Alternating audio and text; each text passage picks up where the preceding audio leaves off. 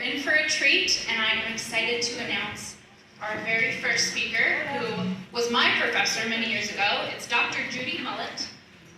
And are we going to put up the title of their TED Talk or not? That's okay.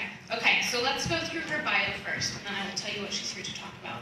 She's a professor of psychology and a graduate teacher education at EMU and a former school psychologist. She received a BA in psychology from EMU, a master's of education in school psychology from JMU, and a PhD in special education from Kent State University.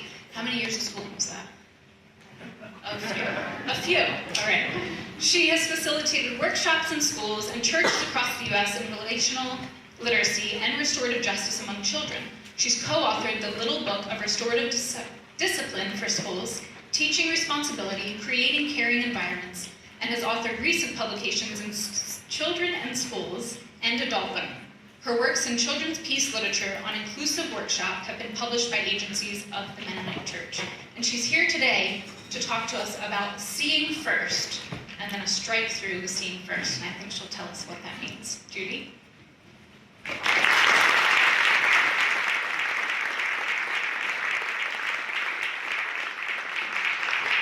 you. I asked them to, here, can you turn it up a bit? Okay. I asked them to put the lights up a little because they need to see. Oh, I see my brother. Thank you. Well, what I'm going to do is, I'm going to make sure I have the time here. Okay, I want you to see, look at this picture. They showed it a little bit sooner anyway. It's by Laura Weaver. She's not here, by the way. Her parents are, and her brother. Yes. Wonderful artist. She did this when she left. She was a psychology grad last spring. So when I say 1, 2, 3, go, I want you to say, ever in unison, whatever you saw, the first thing that you saw when you looked at this. Okay, ready? 1, 2, 3, go. Okay, thank you. Okay, let's go to the next one here. Now, this one's a bit different. This one is what word do you hear? So when I say 1, 2, 3, go, you're going to tell me what word. Now, there's a little bit of noise first, and then you're either going to hear brainstorm or green needle. Okay? So you're going to play.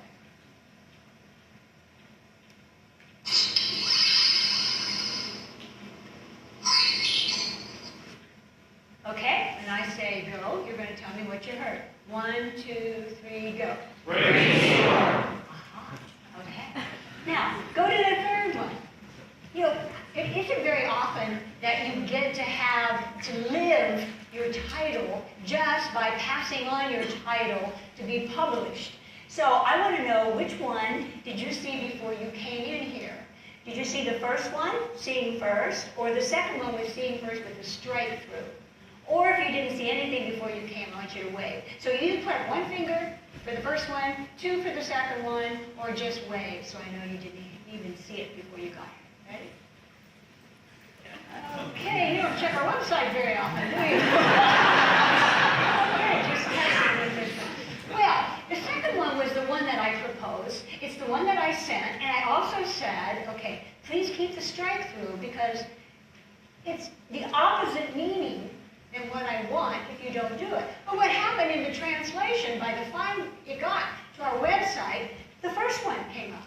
So I left it there for a while, and then I told them, and so then they put the second one there. But we realized if you saw the second one, you might think, oh, they canceled that one, right? And so we put a little caveat on there that said, okay, the strike-through is intentional. Okay, let's look at that for a minute, what we've done. The first one, most of you saw a whale, but some of you might have said a trapped whale in a glass. Somebody walked in my office and saw it for the first time and said, glass half full, glass half empty. I saw it as just a glass of water that reminded me that I need to drink more. Is Judy Lehman here? She put me on to the fact if you see, I need to drink more water. So if you see in a quart jar or a pint jar your water, you're more likely to drink it. So that's what I saw, and I only saw the whale a little later.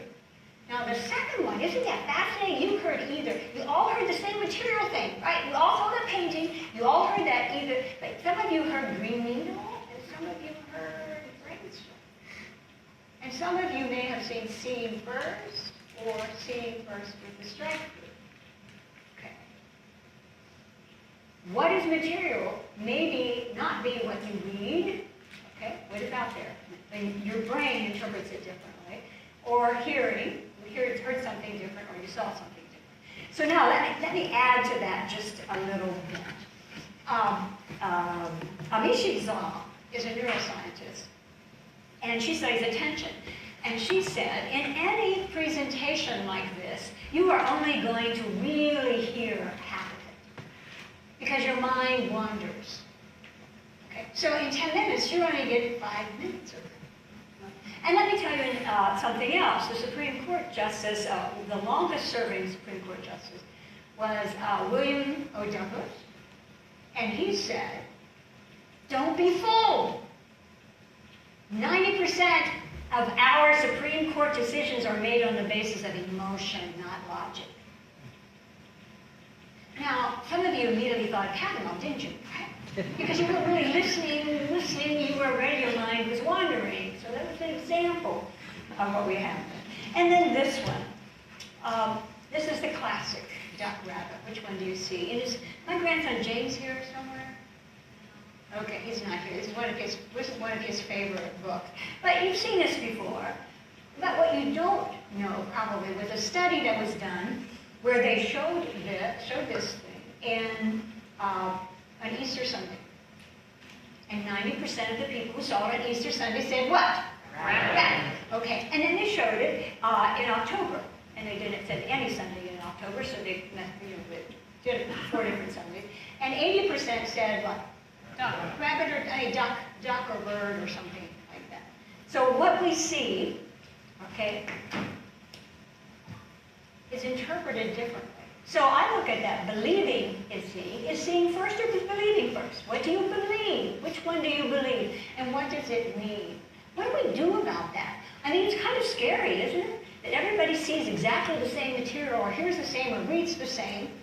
And a different time of the year, in a different place, or whether you're primed by something in that environment, you interpret it differently. And we're sure we have truth, aren't we? We're sure what we see is exactly what is there. Diana Butler Bass, she wrote a recent book just published this year called Grateful, and she says, life is like a garden. You've heard that before, right? We're gardeners. And the soil is the experience, and then we get weeds, goodness, and we grow crops as well, and some things we have control of, and some things we don't. But the last thing she says is we all know about gardeners. Gardening is best done on our knees. It's best done on our knees. The first prayer I ever learned was, now I lay me down to sleep, pray the Lord the soul to keep it. I should die before I wake, I pray the Lord my soul to take. Anybody learn that one? Okay, all right. But do young parents today teach it? It's a little scary, isn't it? You don't do that. Okay, but when I was a teenager, okay, we were getting a bit jaded, a bit satirical, had no power, began to question things.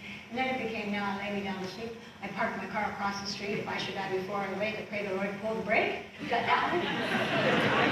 Okay. And then when you're having children and you're onto your career, what do you say? Just let me sleep. And now, I'm at the point in life, it's now I lay me down.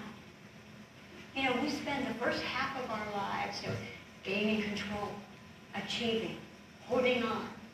And the second half of our lives, letting go. But you know what? That isn't just my stage of life. I think that's a cultural thing going on right now. If you're in the schools, how many are working in schools? K-12 schools, if you're in school, mindfulness is a big thing. There is a hungering to find a way through all of the noise that's coming out. And so what do? You pay attention to your body. Our issues are in our tissues. You know all of that. Then there's that point of letting go of what comes to us without judgment. But we Christians have known that for a long time. Isn't that what prayer does? It centers us. And then there's the welcoming prayer. I don't know if Nancy Hines is here. She introduced me to welcoming prayer. And breath prayers. What is the power of prayer where we let go? As Jesus emptied himself. He emptied himself. And then you're in the presence of God. Well, I'm delighted to be at EMU and have been here for 32 years. I still love this place. I believe in the mission, and I know that Micah 6:8 has influenced me. But I want to say, yes, Micah 6:8, I've told you what is good. Just what you need to do is do justice, love mercy, and walk humbly with God. And let me tell you, at different times in my life, it was the justice that I read. And at different times, it was the mercy or the kindness that I read. But that walk humbly, if that isn't a part of what we do, the rest just don't come out right. How do we do walk humbly on our knees? I'll tell you a story. Some of you have heard this story before because I tell it, probably told it hundreds of times, because it guides my life. It's what I believe. And it's a story of our son. And he was at EMU doing his cross-cultural, his sophomore year, and he's going to go to China. And he's going to go to Brethren colleges abroad. So he knew no one. And this was a time before all the technology that we have. And he wasn't sure if he'd be able to get to internet cafes. And it was really expensive to call. And we were a really close family. And all the pictures that we took before he left, anytime we'd take a picture, we'd start crying and tearing up. He and his sisters would do that. And they were red. I ran into one just the other day, all red, and said, "That's the time Corey's going to do." And I asked him, "What do you want to do when you get to the airport? What do you want us to do?" And he said, "Just want you to feel." So they went, and I can still see him. He just turned 40 the other day, and I can still see him walking off. 2 days later, he got an email from him. He told the story. And this is the story. He said, "We were delayed at Dulles. And for the first 20 minutes, I sat there and I just cried softly. And then a flight attendant came. She sat right across from me. And she didn't say a word.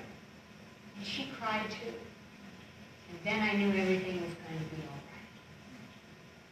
And then I knew everything was going to be. In a moment, he saw it differently. You know what? We know that love and fear are the sponsoring emotions to all other emotions. To all other emotions. You think of any emotion, and it will be love or fear as its base. And what do we know? What are we told? Love casts out fear. Love casts out fear. Einstein said, the most important decision you make in life is deciding whether or not the world is friendly. Whether or not the world is friendly. And I like to just turn that around a bit.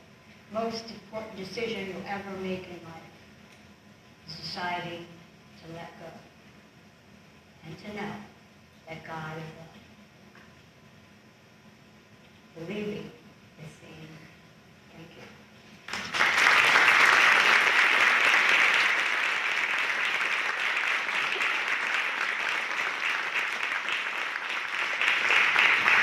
I was lucky enough as a student to have Judy as one of my professors, and I even knew as a university student that she had a lot of wisdom to impart, and now that I'm older, I see that even more. So thank you for everything that you've shared in just 10 short minutes, and I've been jotting down lots of questions, because I feel like you gave us some wisdom and you dangled some carrots, and so I have some follow-up questions, and I'm sure that you all do too.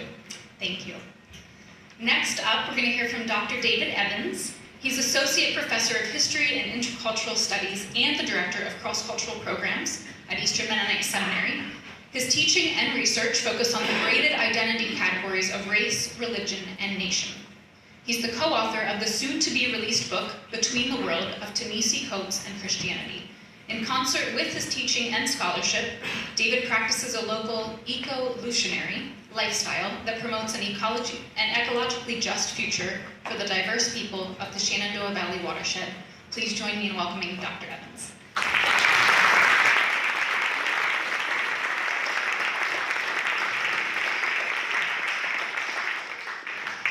So it's October, and around this time, my friends and I tend to start sending pictures and memes and all kinds of notes about everything pumpkin spice. And if you've been paying attention, pumpkin spice is everywhere. So we'll comment on the pumpkin spice cereal, or the new pumpkin spice donut, or pumpkin spice pancakes, and my favorite, not really, the pumpkin spice beer. Whoever came up with that idea, I'm not sure I want to meet them. But we comment on these things, I think, because we've become aware of the pervasiveness of pumpkin spice. Every year, we're watching it expand its reach in the food industry. And it reminds us of something else that many of my friends are concerned with, and that is the ideologies of white supremacy and white power. And so pumpkin spice becomes this kind of cipher for us as we think about the issues surrounding white power and white supremacy. Let me give you an example of what I mean. For 80% of US history, it was legal to be racist and illegal not to be. We're in a new age, right? Post-civil rights era. But the products or the consequences of that history that I just spoke of is that in virtually every aspect, in every corner of our society, the leadership in those sectors is represented overwhelmingly by white people. Think about the education system, healthcare, our elected officials.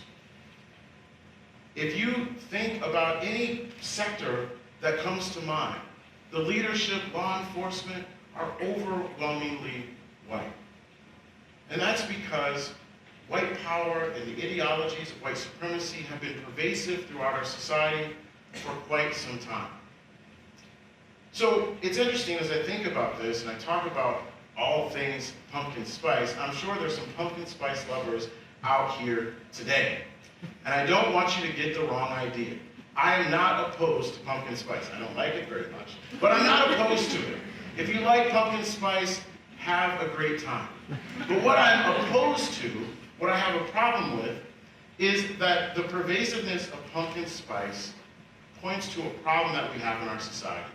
And that is that there are groups of people that have the power to make their preferences the norms for everybody else. And so we all end up missing out on all kinds of other flavors. Pumpkin spice is not the only fall flavor. Right? When I was a kid, we had maple, and we had apple, and we had cranberry. And as I look forward to Thanksgiving, I'm thinking about that sweet potato pie. But today you would think that the only flavor, the only spice that there is when we consider the fall and Thanksgiving is that pumpkin spice. And as pumpkin spice moves across the aisles in the grocery store, it takes up the cartons of ice cream at your favorite ice cream parlor. There's less room for other kinds of flavors, for other things for us to experience.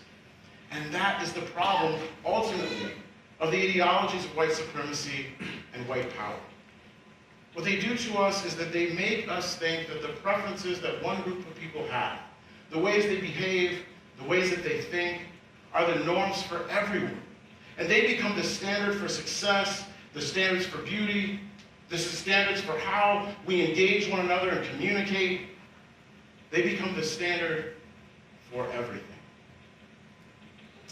Now, one of the things that is interesting to me about pumpkin spice is that actually until rather recently, when we started this whole behavior of sending these pictures and memes back and forth, I really didn't know much about pumpkin spice. In fact, I don't think I've ever seen it before.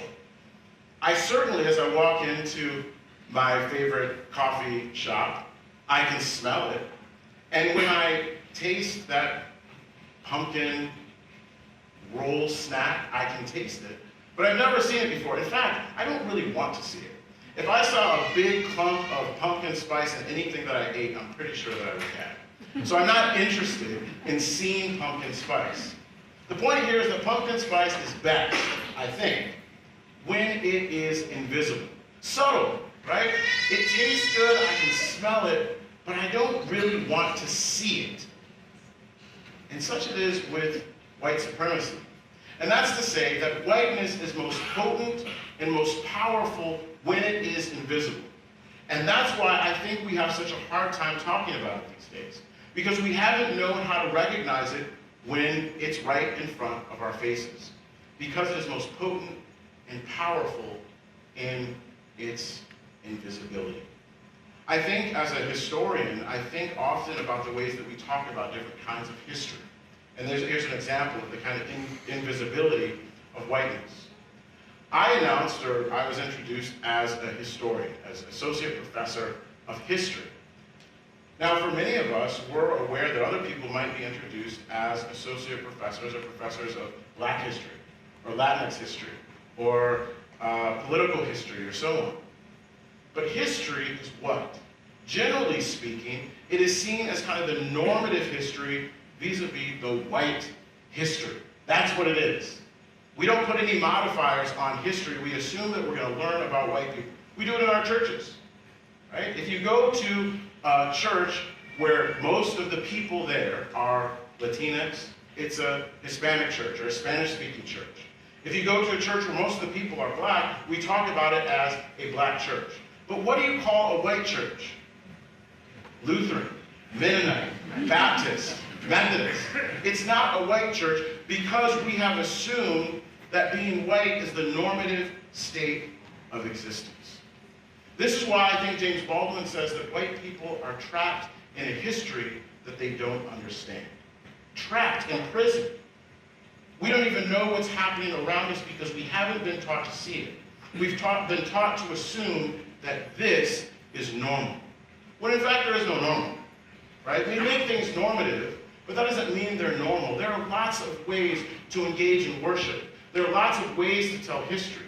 There are lots of ways to think and do all kinds of things, and all of them are influenced by our culture, our race, our social location, our sexual identities, and so on. And so, what I want to offer to us today is an opportunity to make visible what has been rendered invisible by making it the normative state of existence. Hazel Carby tells us that this is the only way that we can begin to deal with the problem of whiteness, the ideology of white supremacy and white power. I want for you to imagine for a moment that you have a piece of paper in front of you and text on that paper. What I'm trying to ask you, what I'm inviting you to do, is to see the white on that page. What our eyes have been trained to do is to see the text, to see the letters, to see the words, the curves perhaps on the O's, the crosses on the T, and the dots on the I's. But in between those letters, behind the dark little blots on that page is white. Right? There's space between those letters. There's space between those words. And we're not taught to see that space. We're not taught to notice the white page there. We're taught to notice what's been inscribed. But I want to invite you, if you will, for a moment, and perhaps for moments after you're here, to notice the stuff that you're not supposed to see. To name the spaces when you look around and you don't see people of color, that you see 90% white people, that this is not a normal space, this is a white space. And this becomes important because we can't begin to deal with things that we do not face. Now, there are people who have been paying attention to this for a long time. And oftentimes, those people are the people who are most disturbed by these things. Kind of like me and my friends in this pumpkin spice craze. You're probably thinking more about pumpkin spice right now than you ever have in your life. And that's because a group of people got pretty annoyed with pumpkin spice, and now we're talking to you about it. Well, there's a number of people who have been troubled by the problem of white supremacy and the ideologies of white power for quite some time, and they have written a whole lot about it. Don't get me wrong, I'm not inviting you to go out and get a black friend and find a bunch of people to learn more stuff from, but I am inviting you to do some homework, to do some research. Many of us have been spending time researching this kind of things for a long time, and we don't have time necessarily to sit down with every single white person and teach them everything that we've learned. But we live in a day, in a society now, where we have more access to more information from different kinds of people than we've ever had before in the history of the world. Right in your hands or in your pocket. You've got a little cell phone, you can pull it out and you can Google search or Yahoo search or whatever your search engine is. And you can find all kinds of blogs of people with different opinions, people who have been thinking about issues of race and racism.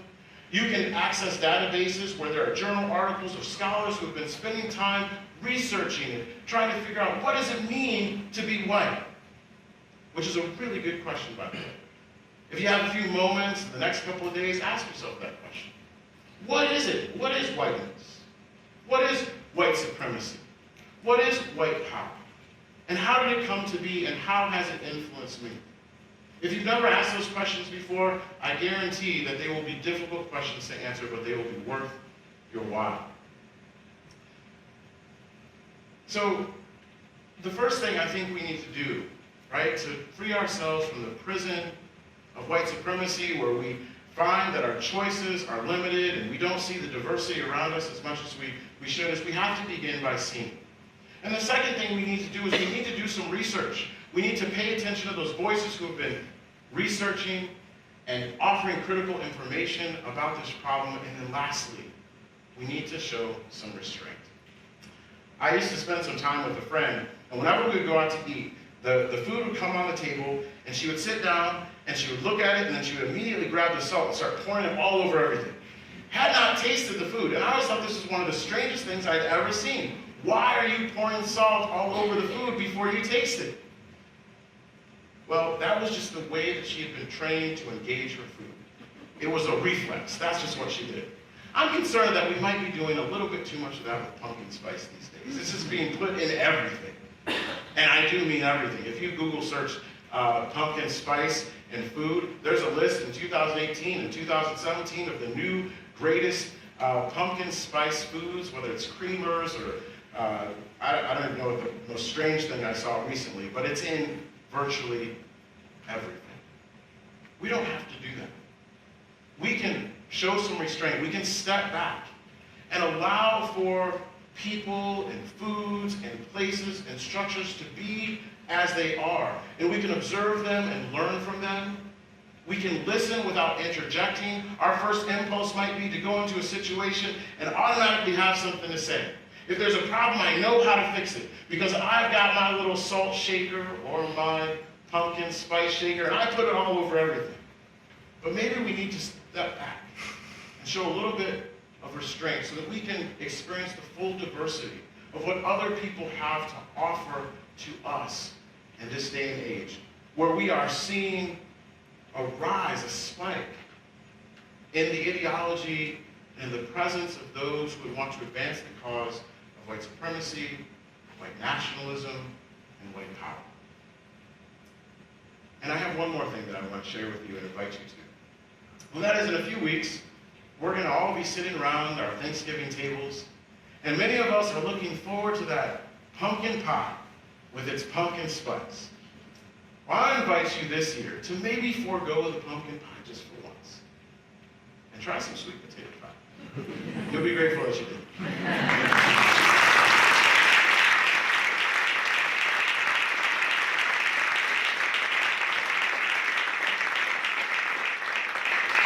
David, thank you so much for challenging us in so many different ways, and I have a confession. This morning I walked into Mr. J's and I got a pumpkin spice latte. But from now on, because of these 10 minutes, whenever I see pumpkin spice, which I think we can all say we're going to see it everywhere now, I'm going to look at it in a different lens. So thank you for that challenge and everything that you shared. Next up, we are going to hear about when the center cannot hold, leadership in an age of polarization. And we're going to hear about this from Dr. David Brubaker. He directs the MBA program and serves as Associate Professor of Organizational Studies in the Center for Justice and Peace Building at EMU. He has 30 years of experience in workplace meditation and training in organizational and congregational consulting. He's consulted and trained with organizations throughout the U.S. and in a dozen international settings. He's the author of numerous articles on conflict transformation and of promise and peril, understanding and managing change and conflict in congregations. And he's co-authored of The Little Book of Healthy Organizations. David has also earned an MBA from Eastern University and a PhD from the University of Arizona, specializing in religion and organizations. David, take it away.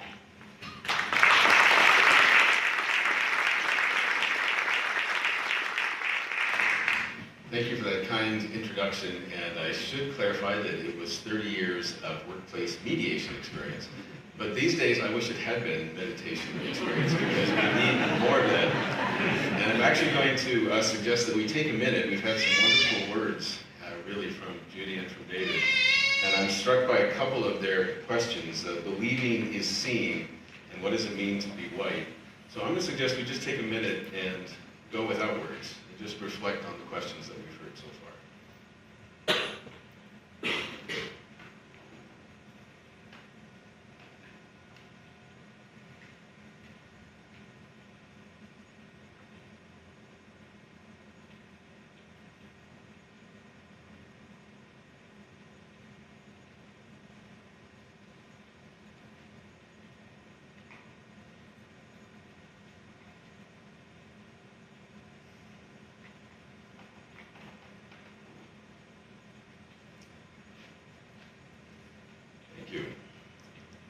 Last month I had a very disconcerting conversation with a Mennonite pastor, not one from the Harrisonburg area, I should clarify.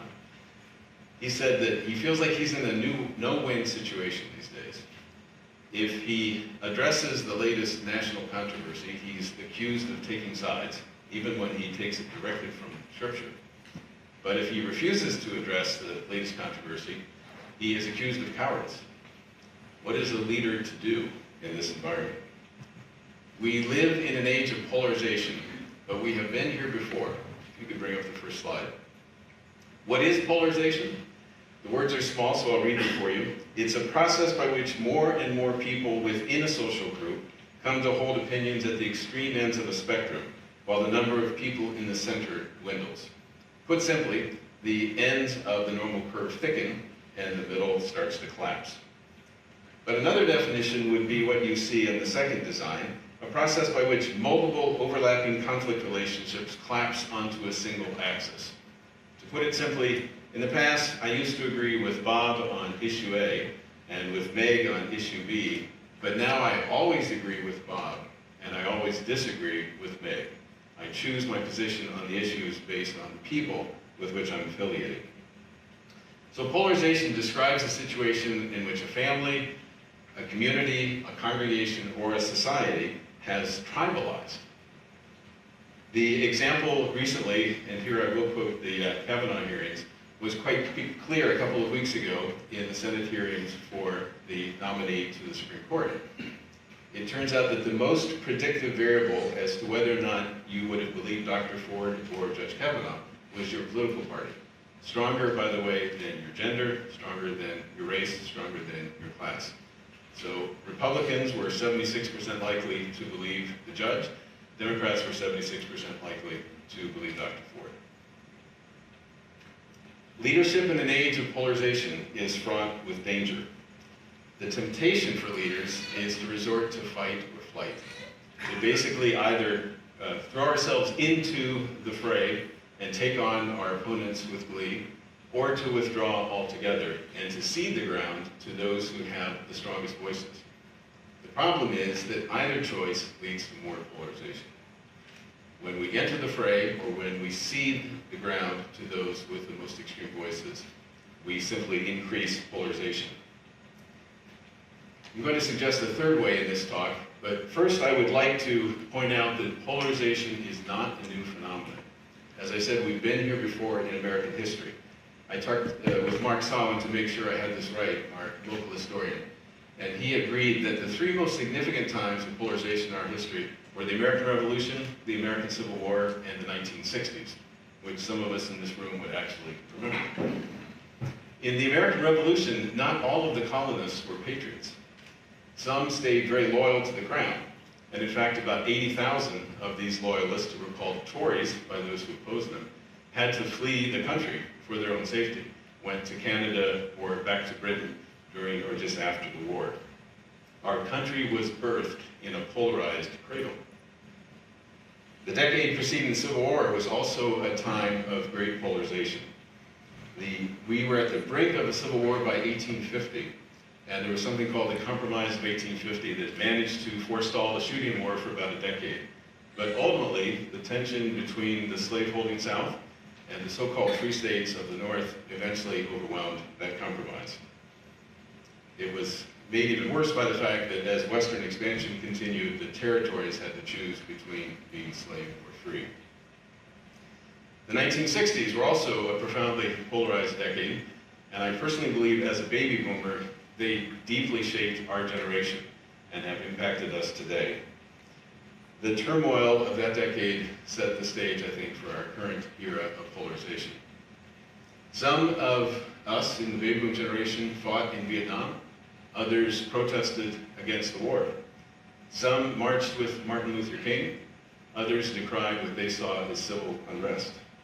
Some of our sisters died at Kent State in 1970, while some of our brothers were the ones in the National Guard who actually fired the fatal shots. Our generation, like our country, was birthed in a time of polarization. I was a young person, 12 years old, in Northeast Ohio in 1970, And my brother and I put on black armbands the day after Kent State to protest the killings. But I remember hearing this chant in our school, "Why 4, not more?" Some actually believed that the students who were killed were communists and deserved to be killed, and wondered why more were not taken in the process. Second, we must understand the multiple causes of polarization. If you put the second slide on. A colleague and I, Lenore Bashari-Dukes, who graduated from the Center for Justice and Peace Building a year ago, are working on a book contract with Fortress Press with the title Leadership in an Age of Polarization. And we spent the summer reading the literature on the topic to try to understand what are the main drivers of polarization. I'm going to highlight the first 3. Economic stratification or inequality has a very significant relationship with polarization. Those countries that experience the least polarization tend to have the greatest economic equality within the country itself. Also, identity threat. When individuals fear that their very identity is being threatened, tends to lead to polarization. And that phrase, strategic ethno-religious divisiveness, really means the political manipulation of identity differences. There are other factors as well, such as trauma, since we believe that trauma that is not transformed is transferred. Political structures, we don't have a parliamentary system here, we have a winner-take-all system, and there's no question that gerrymandering has contributed to, but not caused, polarization. Balkanization of the media, Fox News on one side, MSNBC on the other, and then the citizens' frustration with ineffective governance, the gridlock in our political system, inclines people to turn towards more extreme characters and possibilities. And finally, there's cultural anxiety. Just noticing how much the culture has changed can contribute to political polarization as people react out of fear. I want to say a bit more about that first one, economic stratification. Nolan McCarty and his colleagues have tracked the correlation between economic stratification and political polarization. And they point out that it has significantly increased in the last 30 years and suggest that one possible way to reduce polarization would be to increase economic equality, to reduce the gap between the wealthiest Americans and the poorest in our culture. Lilliana Mason writes about the nature of identity threat, and she points out that those who seem to feel the most threatened in their identity at this point in history, somewhat oddly, are those who have been at the top throughout history. So white Christians, at this point in our history, are the ones who are reporting a good deal of identity threat. Whether that's justified or not is a completely different conversation, but it does lead to profound anxiety as people fear that their status, and we're talking here about status threat, loss of potential status, leads them to take more polarized positions. But there's a third necessary ingredient beyond inequality and anxiety, if you could put the third slide on there. And it is that there must be some way of giving voice to the fear of sliding back economically that some might have, the fear of identity threat that others might feel as well, and an individual or a group needs to give voice to that. And that seems to be the necessary slide into polarization. There are certainly other combinations that could produce polarization, but this is the one that we're exploring most in our work right now. So given this reality, how should we then live? Leaders, I think, have the primary responsibility to be able to be clear about who they are and what they believe, but also to invite others to be clear about who they are and what they believe. It's a paradoxical combination that is neither fight nor flight, that is not conflict avoidance, but is instead conflict engagement. I believe that we need leaders who will be able to offer us hope in this polarized time. If you could go to the fourth slide. But I'm using the acronym to indicate the 4 steps that I think will be necessary for leaders to take. The first would be to humanize our leaders, to refuse to demonize them. I had the good fortune of sitting next to Harvey Yoder, and Harvey, for me, demonstrates this regularly in his Facebook posts and in other ways. He will be utterly clear about who he is and what he believes, and always respectful of individuals who disagree with him. In fact, sometimes I'm amazed at your restraint. So he openly states his core beliefs, but he humanizes rather than demonizes his opponents. But notice the third point, to pursue justice, that we will never be able to overcome the polarization in our society until there is racial, class, and gender justice. So we know the expression, if you want peace, work for justice. Clearly, if we want to reduce polarization, we'll have to do the same thing. And finally, to engage difference rather than to avoid it. So what comes naturally to us as human beings is the fight or the flight response. Instead, if we're able to engage others, being honest about who we are and what we believe, and invite them to respond in kind, we're much more likely to be able to reduce polarization. And finally, a personal example. I am part of a group at Parkview Mennonite Church called the Gang of Six that Bill and others will be familiar with.